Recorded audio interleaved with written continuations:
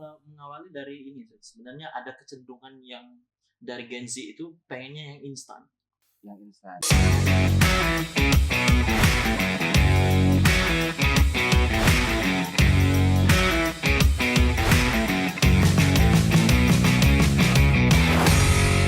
Assalamualaikum warahmatullahi wabarakatuh. Selamat berjumpa lagi pada podcast IAIKI, tempat kita berbagi wawasan dan inspirasi hanya untuk beribadah kepada Allah Subhanahu wa taala. Alhamdulillah, kali ini kita akan berbicara dengan narasumber kita yang sudah datang, yaitu Ustadz Muhammad Rian Hidayat. Beliau adalah dosen dari ilmu Al-Quran dan Tafsir, dan insya Allah kita juga nanti akan membahas beberapa hal termasuk yang terkait dengan buku beliau, ya. Bukunya ini berjudul Notulensi Qur'ani, catatan reflektif tentang tafsir hadis digital, parenting dan isu aktual.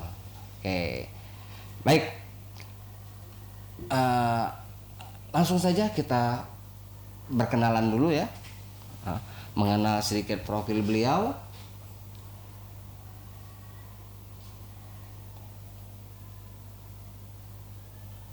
Ustadz Rian Hidayat di IAIKI sekarang mengampu program studi apa? Bukan program studi apa? Materi apa ya? Mata kuliah apa? Baik, selamat, terima kasih untuk Ustadz Heru.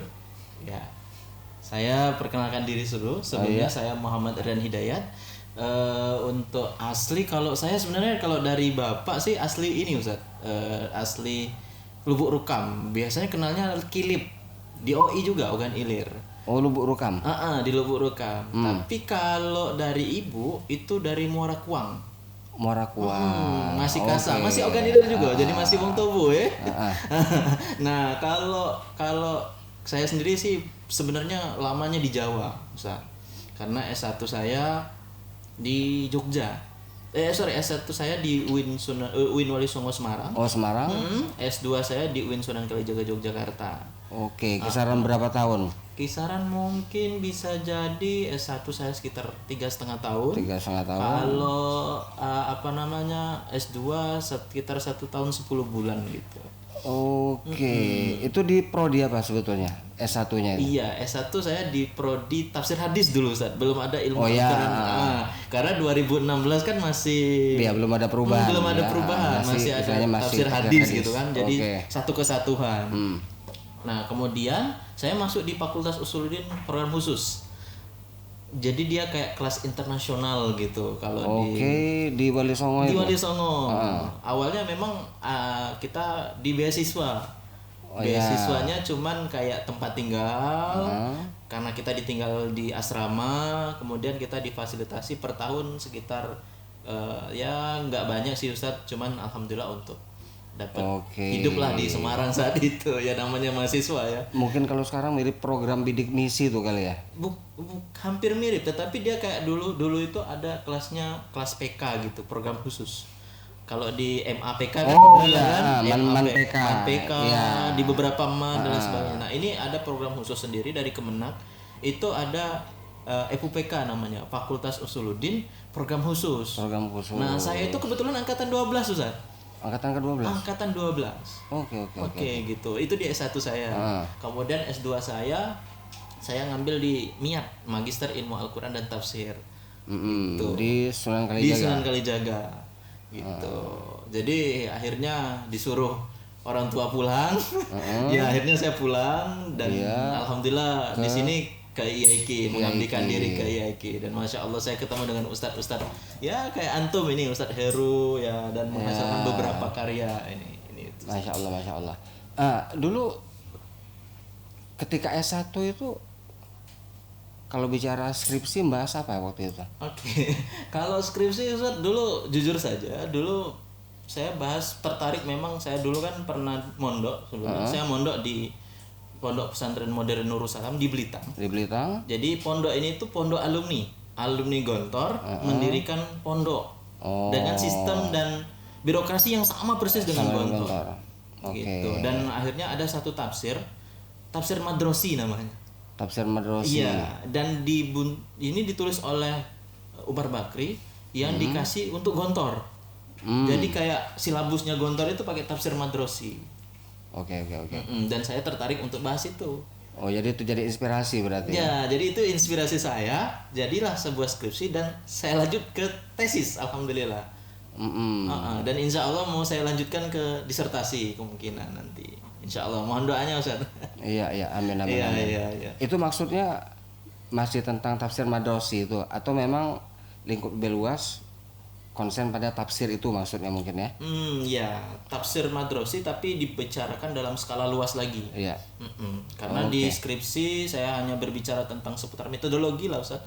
Kalau di tesis saya udah berbicara tentang implikasi daripada hadirnya tafsir Madrosi di kalangan Gontor dan pondok-pondok alumninya juga. Karena kan pondok alumni kan sudah menyebar kemana-mana. Bahkan kan alumni cabangnya aja banyak kan. Nah, itu saya menelitinya di situ. Ya. Oke, itu di tesisnya ya. Iya, betul Ustaz. Baik. Sekarang ini kan sedang menjalani program S3 belum? Belum Ustaz. Belum ya. Berarti dalam waktu dekat ya. Dalam waktu dekat insya Allah, mohon doanya Ustaz. Insya Allah, amin. Ya, baik.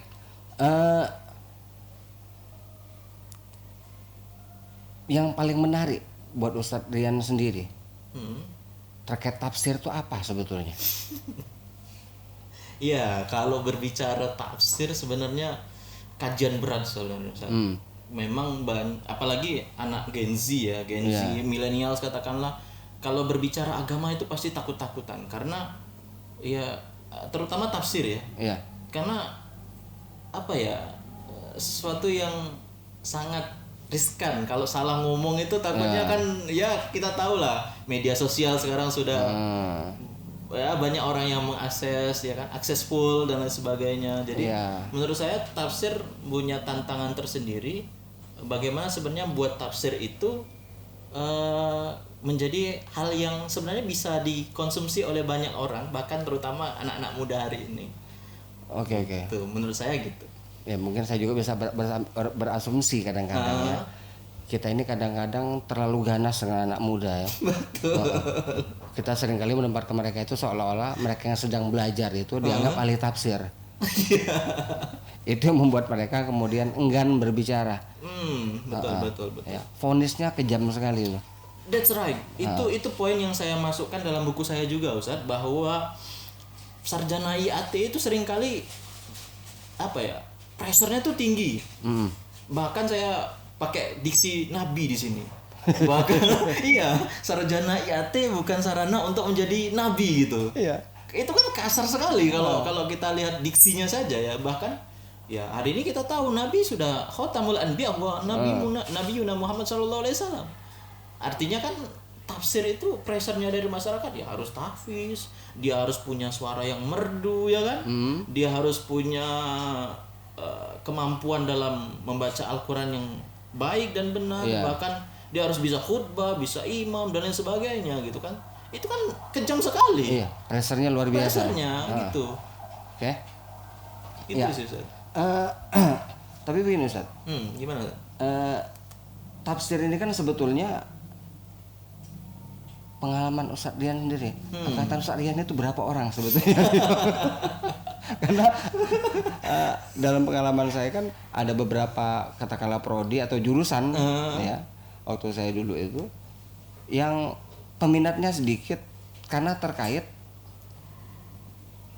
setelah kuliah menjadi apa? Iya, betul. Kalian bisa ingat nggak dulu? Kalau berapa teman sekelas waktu itu? Oke, kalau karena kita kan kalau di Semarang itu kan punya semacam beda kelas ya. Ada kelas reguler biasa, ada yang PK tadi, program khusus tadi. Nah, yang kelas reguler itu kalau nggak salah ada sekitar 4 kelas. Malah banyak ya? Termasuk banyak ketika itu karena memang orang nggak tahu ya, mungkin beberapa teman saya memang kayak kalau guyonan anak tafsir itu saja, bahwa kami ini adalah domba-domba yang tersesat gitu. Karena ya bagaimana, kita mau nggak mau kita harus kuliah gitu kan. Kita nggak tahu next time kita mau jadi apa gitu. Tapi dari tafsir hadis kan banyak menghasilkan sarjana-sarjana yang multitasking. Iya. Dimanapun dia bisa jadi apapun. Entrepreneur oke. Mau jadi, bahkan teman saya ada yang jadi videographer karena dia konsen dalam Corel Draw, video maker dan lain sebagainya. Itu khas Indonesia itu. Khas Indonesia. Prodinya apa, pekerjaannya apa? Ada strike. Nggak nyambung. Bahkan ada sarjana pertanian yang jadi bank ya. Ya. Baik.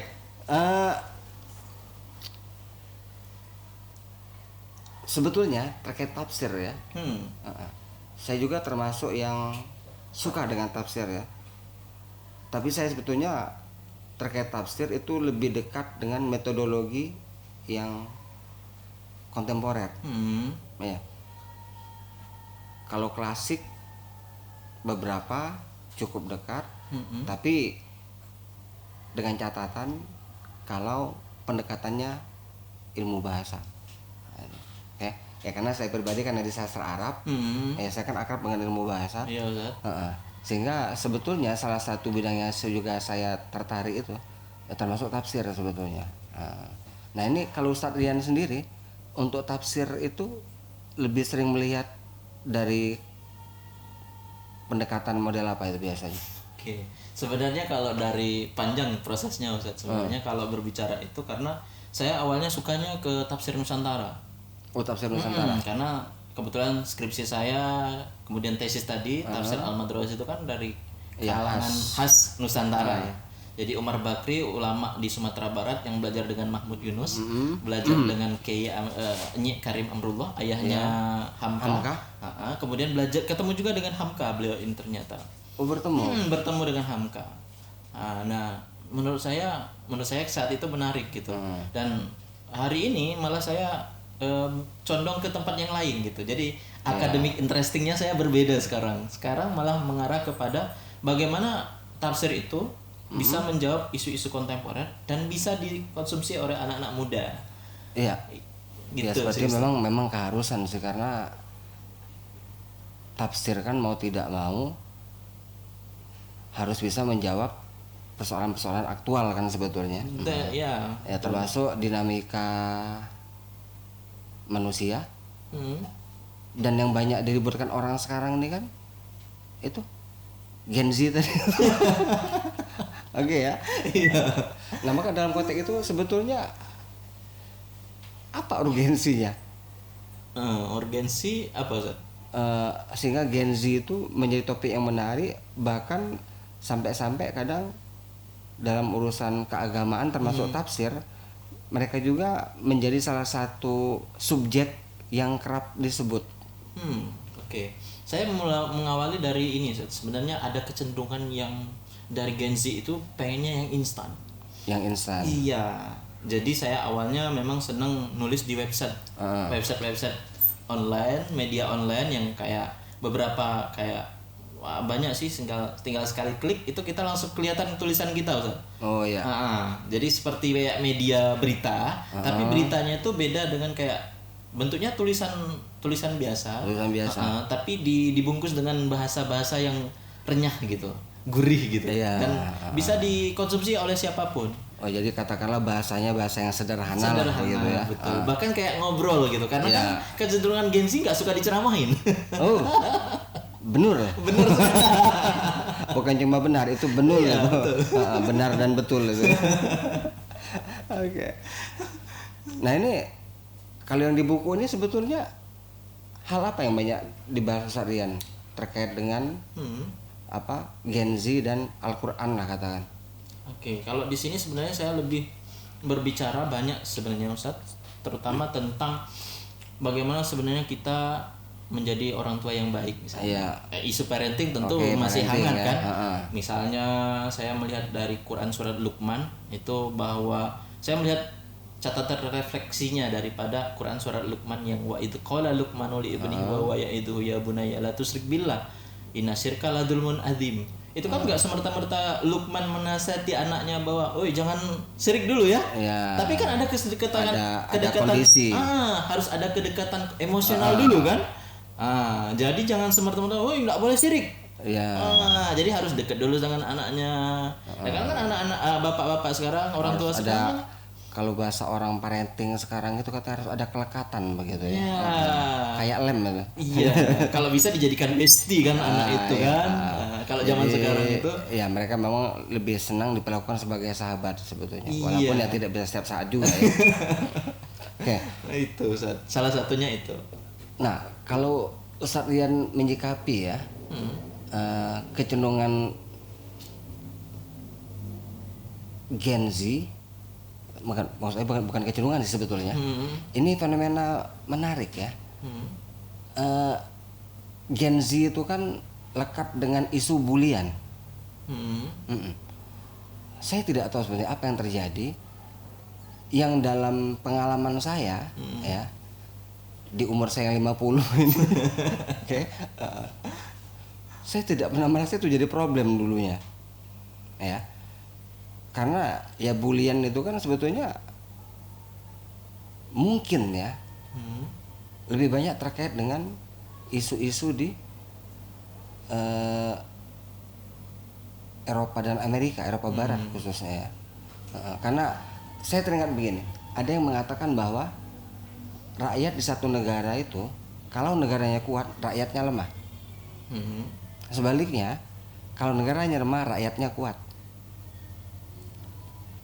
Maka kalau itu terjadi di Indonesia kan agak lucu ya. Negara lemah, rakyat lemah. Ini gimana ini? Karena begini, terus terang saya itu agak kaget begitu ya. Terutama melihat sikap orang tentang bulian dan juga sikap orang tua anak yang dibully. Saya bukan menyatakan bahwa itu perbuatan yang baik, bukan ya. Tapi saya pikir banyak kesalahan dalam penanganan. Karena dalam pengalaman saya sebetulnya, saya bersyukur kalau anak saya dibully dan dia tidak tahan. Karena saya jadi tahu bahwa dia tidak tahan dibully. Sehingga tugas saya sebetulnya bagaimana membuat dia agar tahan terhadap bulian. Karena buat saya bulian itu nggak mungkin hilang selama manusia hidup di dunia itu. Tidak mungkin hilang, berkurang mungkin, hilang tidak mungkin. Saya pernah kemarin menyimak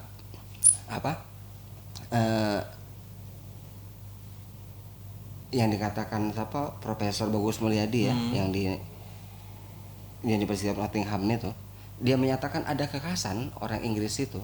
Jadi kalau dia ketemu orang lain, apalagi katakanlah berbeda dengan dia ada kecenderungan kesannya untuk membuli. Oke. Nah, tapi sepertinya di Inggris pun itu tidak dianggap sebagai bulian. Itu hanya menjadi semacam kebiasaan mereka saja. Bukan dengan maksud untuk menghina orang sebetulnya. Nah, begitu. Oke.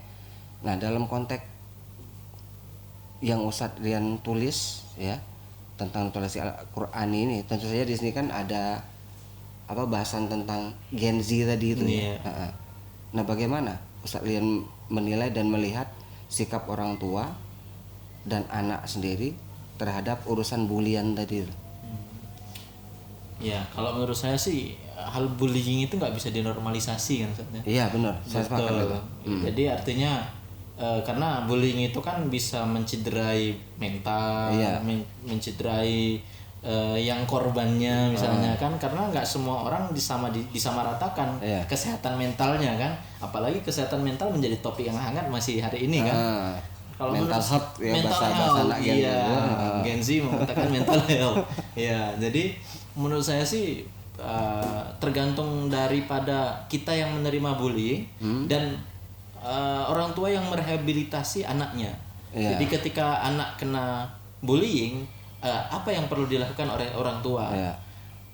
Bukan secara subjektif membela satu pihak misalnya kan, mentang-mentang anaknya yang dibully misalnya, terus dia kemudian membela anaknya, bukan, tetapi bagaimana sama-sama anak dan yang pelaku bullyingnya itu bisa dikatakan ya kita edukasi bagaimana dampak setelah bullying. Itu yang perlu kita edukasi sehingga bullying itu bisa diminimalisir. Ya. Karena antum bilang tadi kan bahwa memang tidak bisa dihindari. Nggak bisa. Iya, karena itu juga membentuk mental kita kan. Iya. Mental seorang patriot ya harus siap untuk harus teruji kan. Diuji gitu. Itu yang saya ingat dulu ketika saya lupa tahun berapa. Ya. Katakanlah ada seorang santri itu mengeluh ke saya itu kan. Karena dia merasa dia sering dibully begitu loh. Ya. Dia sering dibully karena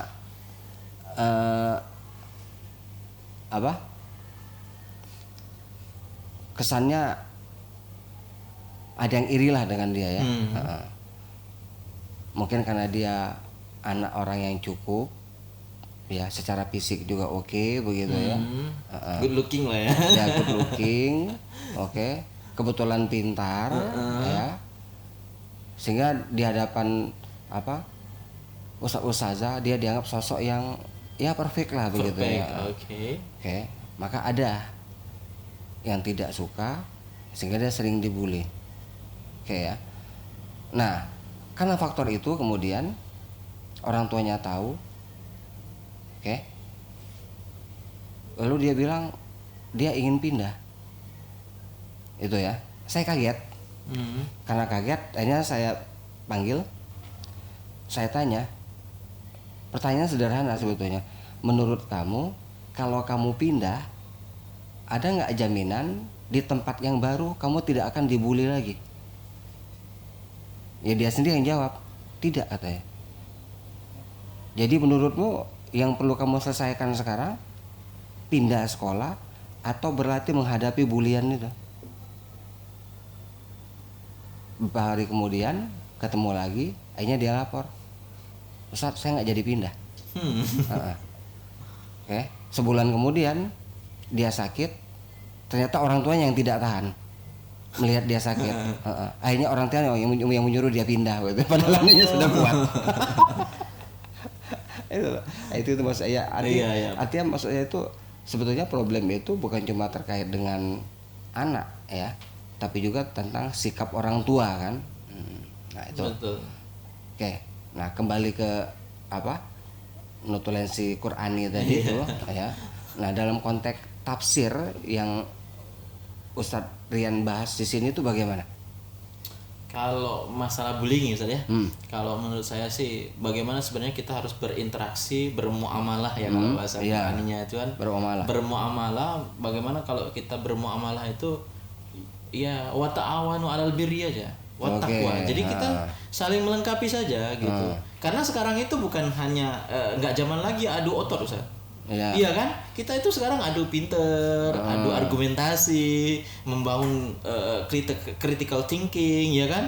Karena kalau dulu ya kita kelahi misalnya atau bullying gitu kan. Kalau sekarang kan nggak ngefek.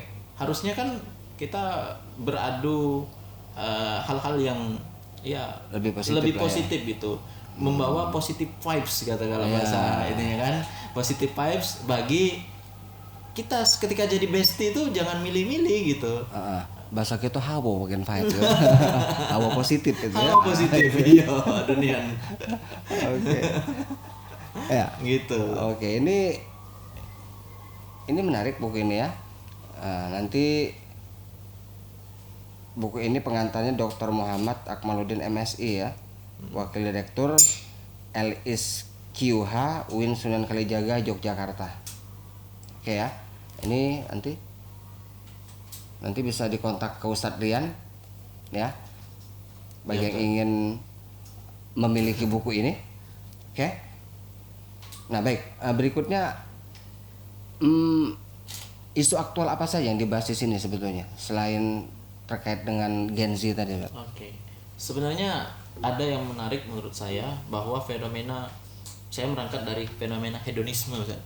Oke. Hedonisme ya. Hedonisme itu kan ya menghamburkan uang gitu demi validitas ya, validasi ya, mendapatkan validasi orang lain gitu kan. Bahkan rela untuk pay later ya kan, bahkan bisa pinjol demi mendapatkan ya validasi orang lain gitu. Bahkan kalau di circle saya itu ya kalau nggak iPhone bukan circle gua gitu.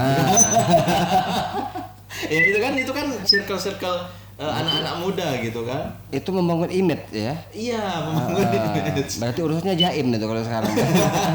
Karena menjaga image ya, maka kemudian yang tidak dibutuhkan dianggap menjadi kebutuhan.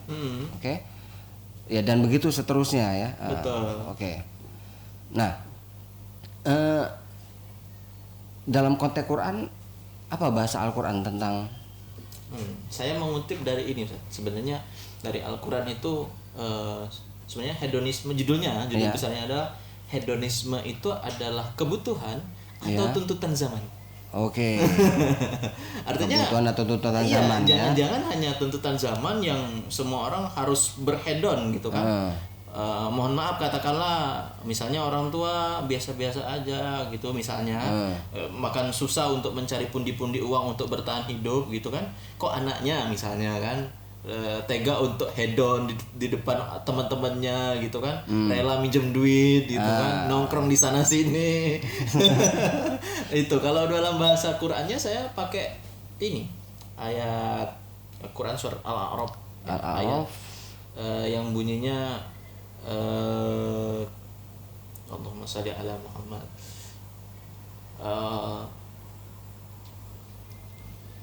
Ayatnya bunyinya seperti ini.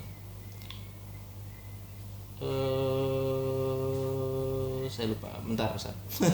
Agak merefresh dulu karena ini Februari kemarin ini ininya. Ustaz Rian lupa, saya tidak tahu.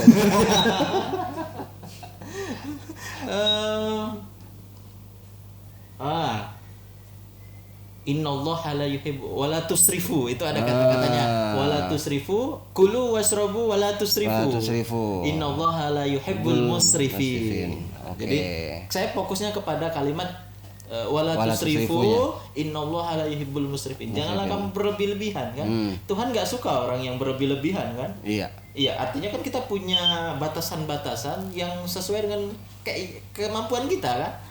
Jadi ketika hedon itu kan memaksakan diri untuk punya, ya kan, bahkan rela untuk meminjam uang gitu kan, untuk demi validasi dari orang lain gitu. Yang menarik tadi kan ternyata bukan cuma hedon ya, ada ismenya juga itu ya. Iya. Berarti kalau isme itu kan sudah jadi aliran. That's right. Bukan cuma jalan berpikir, jangan-jangan jalan hidup itu. Nah itu problemnya. Makanya tadi saya gunakan diksi tuntutan zaman kan. Iya, karena kalau bukan iPhone, bukan MacBook misalnya, ya bukan circle gua gitu. Bajunya harus bermerek misalnya. Jadi cenderung melihat tren lalu ikut. Ya, FOMO berarti ya. FOMO. Gitu. Bahkan kan anak-anak Gen Z sekarang Korean Webs. Nah, itu Ustaz tahu nggak istilah itu? Apa istilahnya? Pasukan apa itu?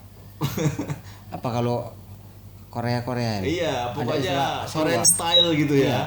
Apa istilahnya laskar, apa pasukan, apa itu? Saya kurang tahu sih, tapi itu saya tahu istilahnya Korean Webs. Jadi dia kayak punya kecenderungannya itu mengarah kepada satu budaya tertentu, yaitu Korea ya. Iya, kalau enggak bahkan ya kalau enggak pakai baju. Saya ingat istilahnya army.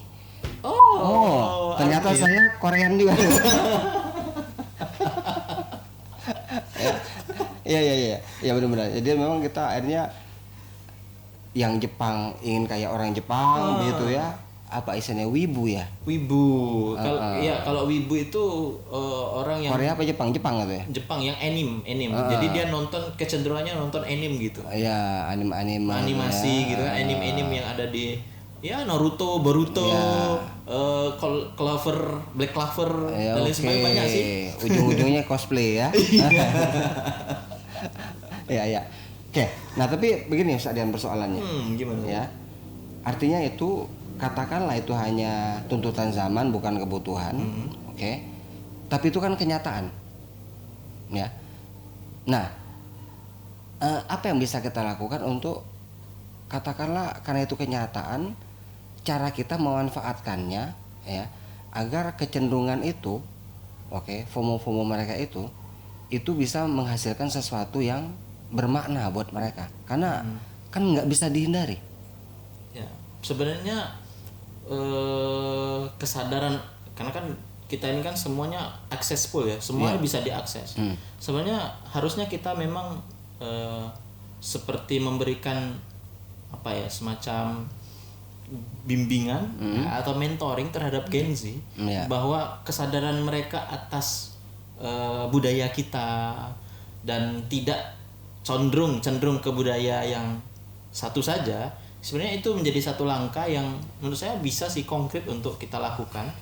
Karena membangun brand-brand Indonesia misalnya, khususnya kan kita banyak budaya loh, kita kaya dengan budaya, tapi kita tidak cinta dengan budaya, kurang cinta ya, mungkin kurang sadar juga mungkin ya, atau bagaimana diksinya? Kalau saya melihatnya justru karena tidak tahu, karena memang mereka tidak menerima informasi itu. Nah, bisa jadi. Katakanlah begini Ustaz Rian ya.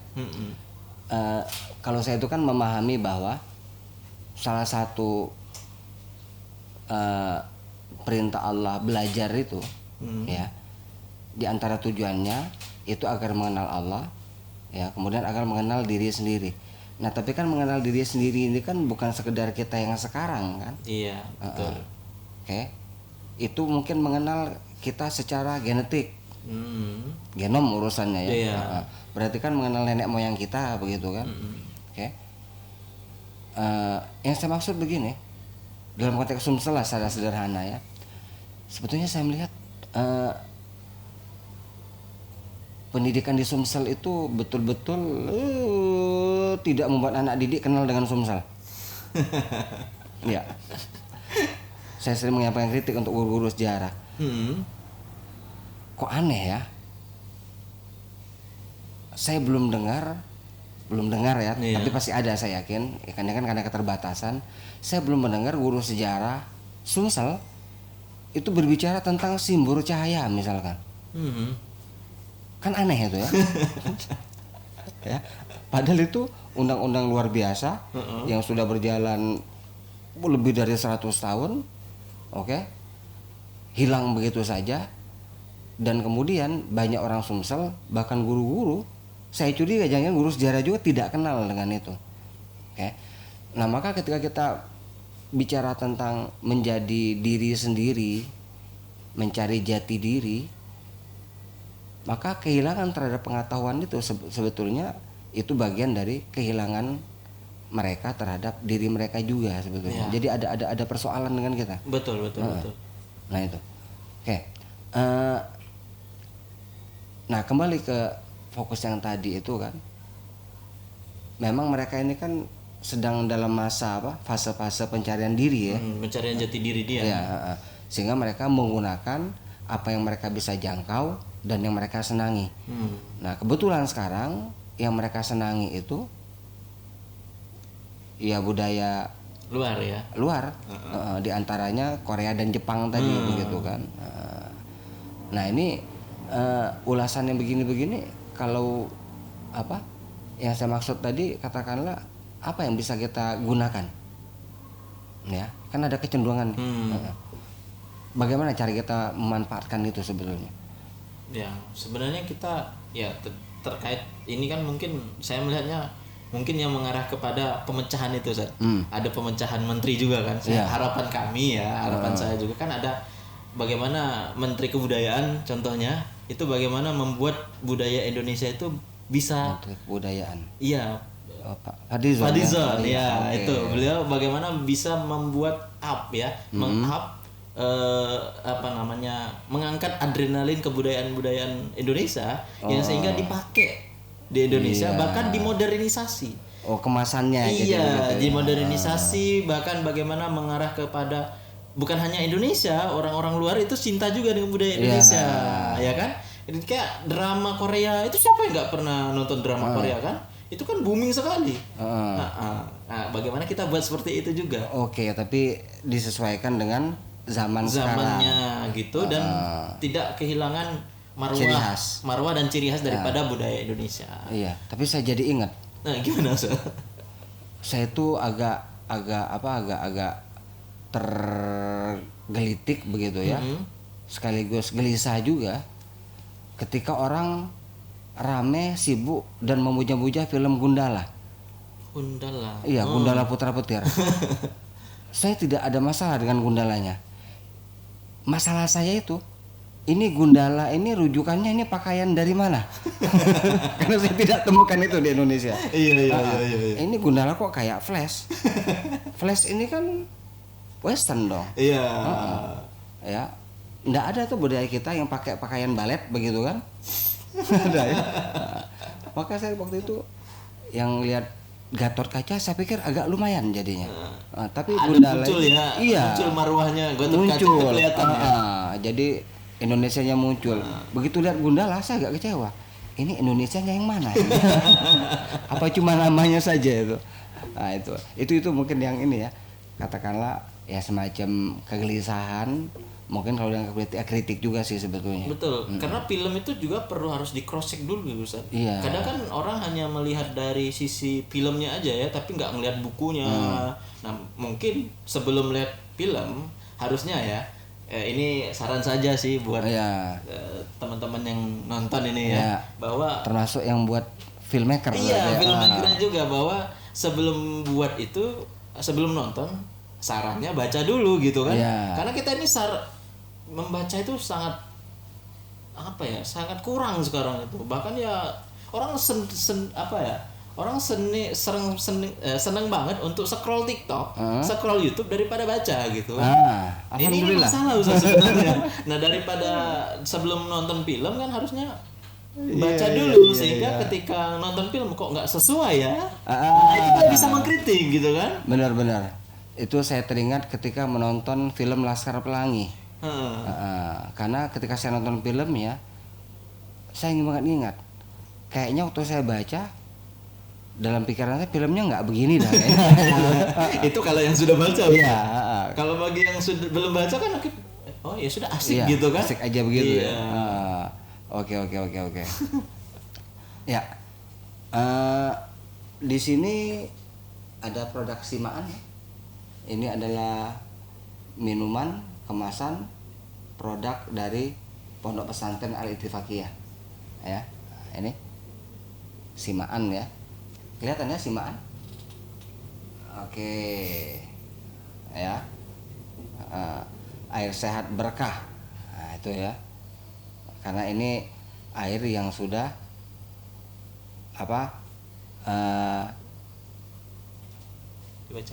dibacakan ayat-ayat Quran oleh para hafiz-hafiz Ittifaqiyah betulnya.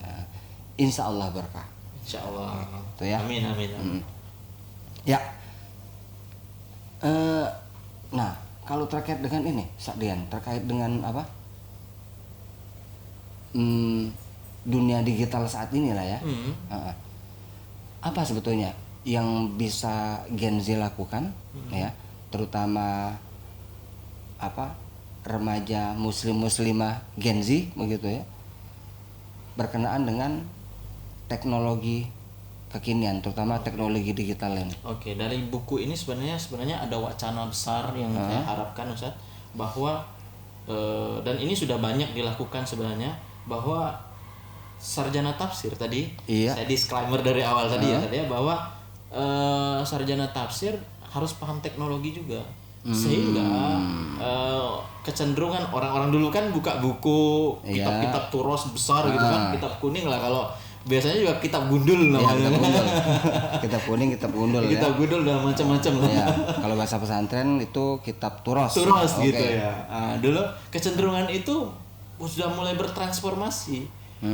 Jadi sarjana-sarjana tafsir ini wacananya bahwa sudah mendigitalisasikan kitab-kitab yang ada itu, bahkan kalau mau nyari hadis apa gitu tinggal searching aja. Iya, semacam search engine ya. Ada search engine khusus gitu. Bahkan dibuat aplikasi khusus gitu. Kalau aplikasinya sudah ada ya? Beberapa ada sih Ustaz, kayak Jami Ul Bayan kalau nggak salah, atau Al-Jami itu Al-Jami ya. Al-Jami itu ada. Al-Jami bukan Al-Jami Ul Bayan. Al-Jami. Ada kitab juga namanya Maktabah Syamilah, populer kan? Iya, Maktabah Syamilah. Bahkan ada beberapa, sebenarnya banyak aplikasi-aplikasi yang bisa memudahkan Gen Z atau remaja untuk belajar agama, terutama tafsir ya. Iya.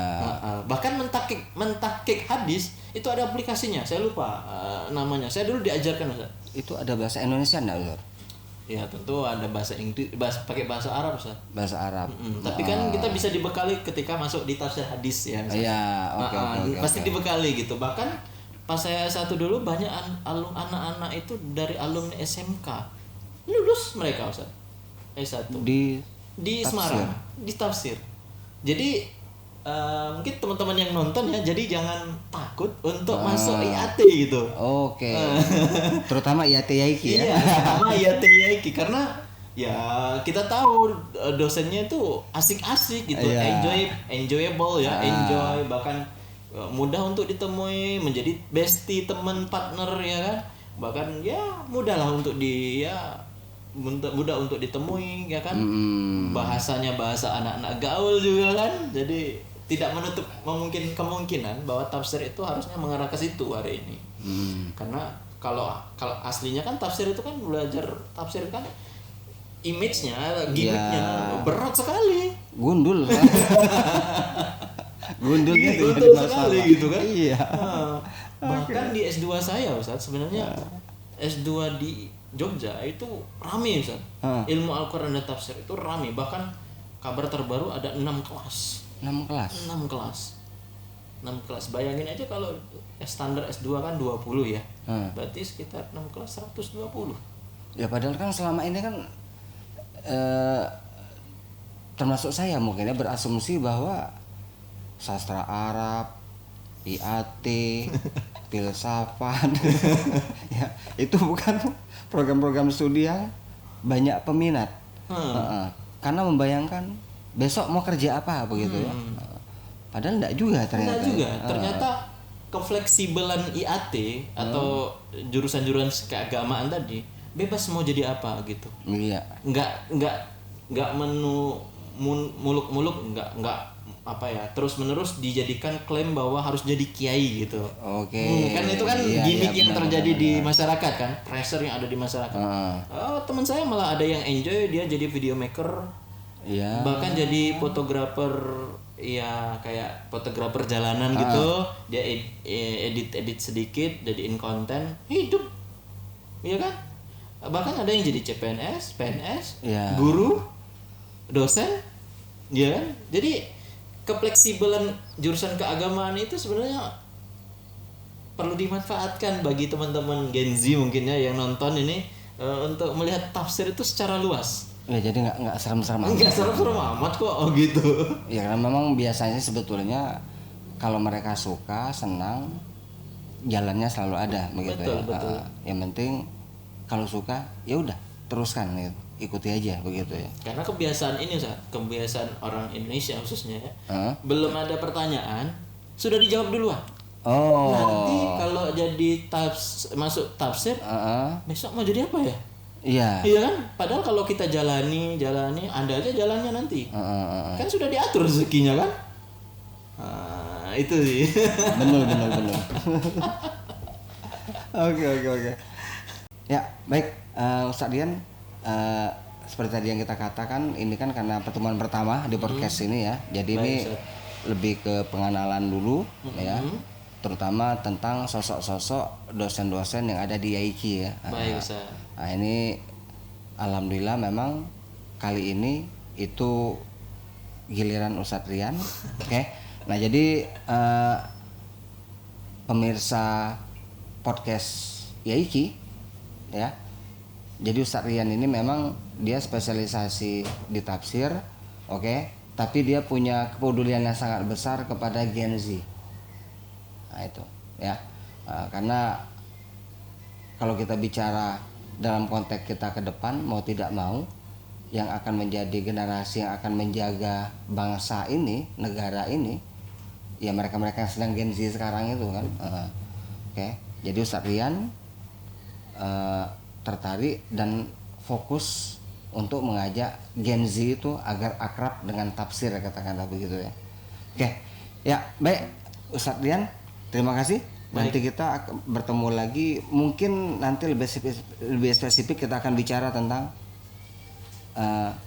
Gen Z dan Al-Quran gitu ya. Baik, terima kasih juga Ustaz sudah diundang ini di Yaiki Podcast ini. Keren sekali ini dengan hostnya ada Ustadz Heru ya kan. Yang paling keren itu ada Ustadz Maulani. Wah, Ya. Masya Allah. Yang pasti ganteng. Oh iya, kalau ganteng saya Ustaz. Iya. Oke, Iya. sekalian ya. Baik, Ustaz. Oke. Ya, demikianlah bukan pendengar ya, pemirsa Yaiki Podcast ya. Kita bertemu lagi dengan kesempatan dengan narasumber yang berbeda. Insya Allah tidak kalah menariknya, dan yakinlah semuanya pasti menarik gitu ya. Sampai bertemu lagi di kesempatan yang akan datang. Waridwanu minallahi akbar. Assalamualaikum warahmatullahi wabarakatuh. Waalaikumsalam warahmatullahi wabarakatuh.